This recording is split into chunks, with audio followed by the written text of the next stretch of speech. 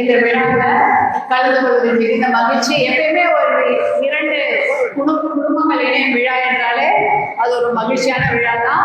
படிச்ச மணமகள் மெத்த படித்தவர்கள் நல்லா படிச்சிருக்காங்க. அவங்களுக்கு நிறைய விஷயம் சொல்லணும்னு இல்லை, இருந்தாலும் ஒரு திருமண விழா என்றால் கண்டிப்பாக அவங்களுக்கு ஒரு அட்வைஸ் சொல்லுவாங்க. இந்த அட்வைஸ் இல்லை, நான் வாழ்க்கையை கடைபிடிக்க ஒரு விஷயத்தை தான் சொல்ல போறேன்.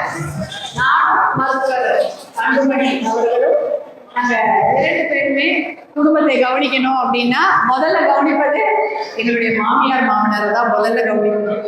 அவராக இருக்கட்டும் நானாக இருக்கட்டும் ஒரு குடும்பத்துல அதுதான் செய்யணும்.